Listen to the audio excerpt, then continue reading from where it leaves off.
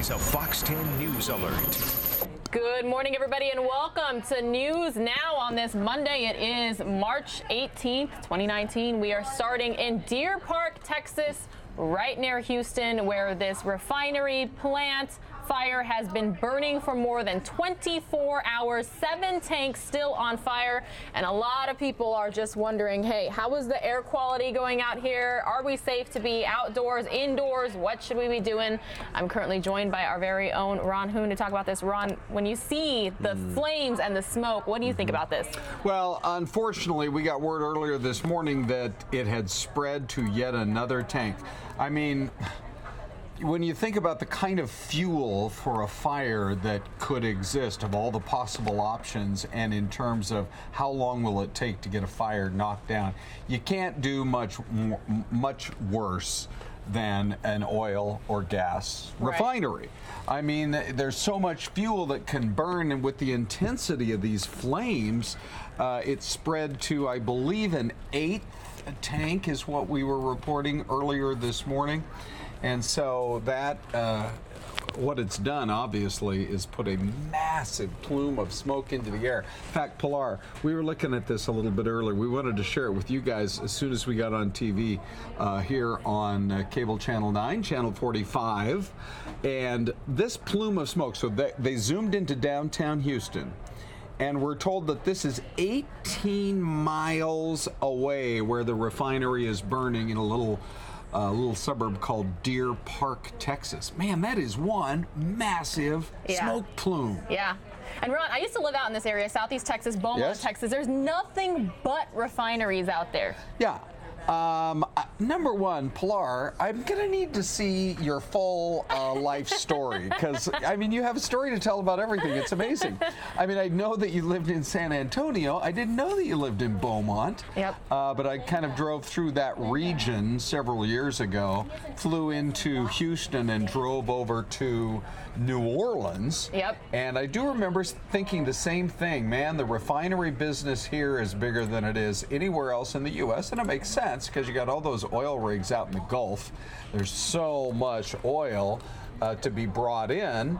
They have the infrastructure there of all the pipelines once it's refined, and it gets sent to locations all across the USA. Oh, there's another image. Look at that. Look at that. Wow. Okay, so basically this is our Sky Fox flying from our Houston station. That's right. And I mean, it's just incredible. It's weird that it seems to be flowing right in the direction of downtown towards Houston. The city. Yeah. So a few details. This is called the Intercontinental. I can't speak this morning. Yeah, I know you put about Company. 2 extra syllables in there, Pilar. Slow down. Deer Park facility. Okay. And you're right about that 8th tank. So far, Deer Park officials say the city has, quote, received confirmation that no air quality readings have exceeded action levels. But this fire, it closed portions of Independence Parkway, which is still closed. And the chemicals in the tanks are gas blend stocks used in production of finished gasoline. So this is serious stuff. Yeah, it really is. And, you know, I take a look at some of the various images that we've been putting out there, and it looks like the refinery itself is kind of across the street from the storage tanks. And it is also very interesting to me that we are one of the largest metro areas probably in the world that doesn't have a major oil refinery. Right. Yes, we've got the storage tanks out there at the big tank farm in West Phoenix, but we still have to rely on gas that gets refined in the Gulf and then gets pipelined all the way out to Arizona through Tucson, and eventually up to Phoenix, and then vice versa. Oil that gets refined in Los Angeles, and then we have to rely upon that pipeline coming in from Southern California. So unfortunately, Pilar, things that happen at refineries in Texas impact Arizona and in Los Angeles, Southern California, they do have an impact on us. Yeah, they really do. I mean, coincidentally, nobody's linking this to this refinery fire because it's been going on now for apparently the last few days. But we have some gas stations in Arizona that have been running out of gasoline. And that's before we ever got this report out of Texas with the problems they're having here. The report regarding gas supplies in our state being a little bit tight right now, and it's still somewhat of a mystery, has to do with some Circle K locations in the Tucson area. And I just heard from one of our producers here in the newsroom who said there was a gas station out in Mesa that had all the pumps closed for business this past weekend. So obviously there's a little bit of concern. We don't want to run into a real supply disruption. Yeah, and everyone's always worried about gas prices. So a little bit more background. The shelter in place that was in order for people living nearby has been lifted, and State Highway 225 has been reopened. Pasadena and Harris County Pollution Control have conducted air monitoring tests and say there's no heightened pollution compared to normal readings. A little bit of background on ITC. Now that's a lot easier to say than what I was trying to. Very nice, Pilar. Good work. It started in 1972. Okay. It currently has 13.1 million barrels capacity in 242 tanks, stores a variety of petrochemical liquids and gases, as well as fuel oil, bunker oil, and distillates. The terminal has 5 ship docks and 10 barge docks, rail and truck access, as well as multiple pipeline connections. Wow. So huge facility out there in Southeast Texas. That is really interesting to me. I mean, if they've got all of that docking capability, you know, and these ships bring the crude product in to be refined and then head out. I don't know. I mean, there are just parts of various industries that totally fascinate me. And this is one, I guess, because we're all dependent on it until the day comes that we don't burn oil and gas in our cars anymore and we're all electric. Right. But until then, we really are at the mercy of the current system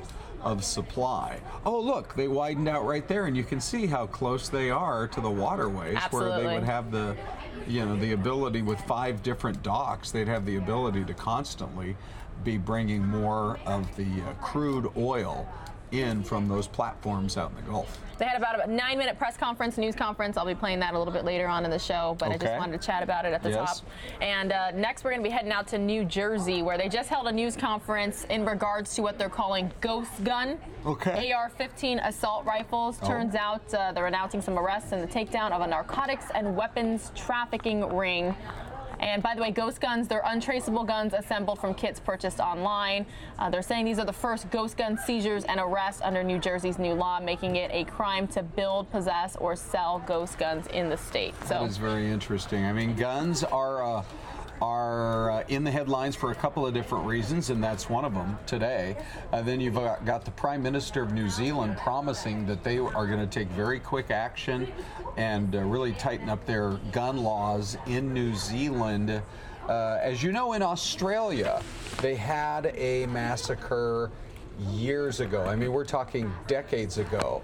And they changed their gun laws to make them among the most restrictive anywhere in the world, and yet New Zealand was right next door, and they were not anywhere close to the level of Australia. So it sounds like that's going to be happening, and there's not a lot of political debate on it. At least we're not hearing many reports of a lot of pushback. They're saying within about 10 days or so, they could, in fact, enact some sweeping new gun laws there. That, of course, comes out of the massacre at the mosques there in Christchurch, New Zealand. Ron, you always have the perfect segues. Yes. I'm going to go to a Trump tweet about New Zealand. Oh, well, all right. Here we go. It reads, okay. The fake news media is working overtime to blame me for the horrible attack in New Zealand. They will have to work very hard to prove that one. So ridiculous. Well, you know, it wasn't long after the attacks happened that I noticed there was some coverage where people, you know, did start to raise those questions about did any of the rhetoric that the president had given over the last several years, did various politicians think that played any role? There's just so much speculation in that. Supposedly in this rambling statement, 70 pages plus, that this sick, demented individual put out, he did reference President Trump, and so that does have some people talking. But Our understanding is that he did call the Prime Minister of New Zealand to express his condolences and to offer whatever level of support the United States could offer to the people of New Zealand. It's a sad commentary, Celeste, where we stand as a nation and as a world here in the year 2019, that we have had a number of these mass shootings. They're still shocking when they happen.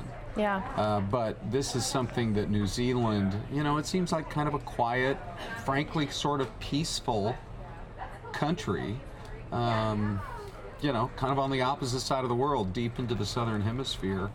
And you just don't hear a lot of news coming out of New Zealand. And so it really has been a sobering time for that nation. Yeah. And the president clearly feels as though he's been thrown under the bus by some of the people trying to tie him directly to this shooting. This video we've been showing, by the way, is the president attending church yesterday, St. Patrick's Day. So the services there.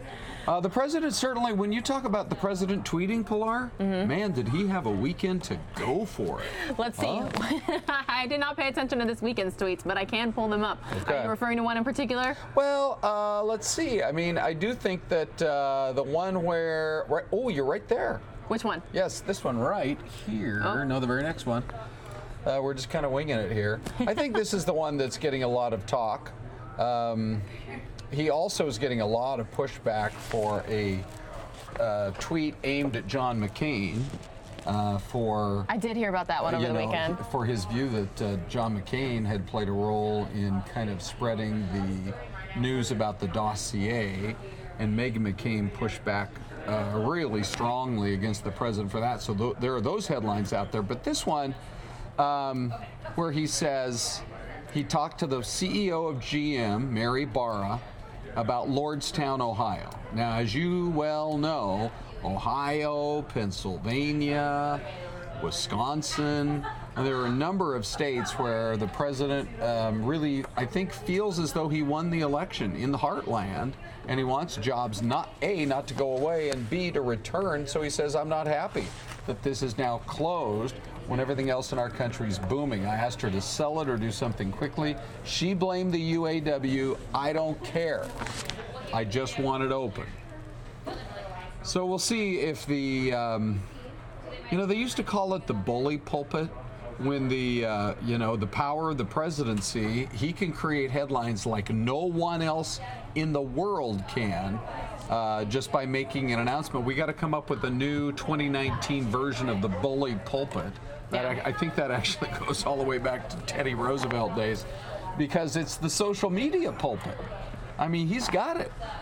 He can send out a tweet and it's going to get a lot of talk. Now, will it be enough to, to get GM to back down and announce the reopening of that plant? They say no. They say they are going to meet with union leaders. She's trying to blame the union. The president says, all right, well, if you're going to, quote, start talks in September or October, why don't you do it right now? Right. So the people who are now suddenly going to be out of a job don't have to wait that long. Ron, it's interesting. You were asking me if I had any pictures out of the Midwest in regards to flooding. Oh. This is in Plattsmouth, Nebraska. Okay. Kansas and Missouri, they've been hit hard. Deadly and unprecedented flooding that saturated large portions of the Midwest, mangling hundreds of homes and raising the Missouri River above record levels in many areas. So yeah, it seems like Mother Nature these days is just... Yes. And the real concern, you've got the governor there saying, here's the problem. We know the spring thaw, the spring flooding that we generally deal with is coming. It generally does happen kind of right at the end of March and moving through April. You get some rainier weather, and of course it warms up and all the snow melts. And, they're saying this is as a result of the bomb cyclone and then some warming afterwards. And so, he's really concerned, and rightfully so, that it's only going to get worse in the coming days and weeks. I mean, I saw a report where a levee broke and 40,000 acres flooded. I don't know, maybe that's part of what we're looking at right here. But 40,000 acres hit by flooding because a levee wasn't able to hold. I mean, that's really disappointing. I mean, if you're living in that area, you hope that they've got the infrastructure in place that can deal with weather issues that come their way. Yeah, absolutely. All right, we're going to have some more top stories from across the country when we return on News Now in just moments. Ron, thanks for joining us. You bet.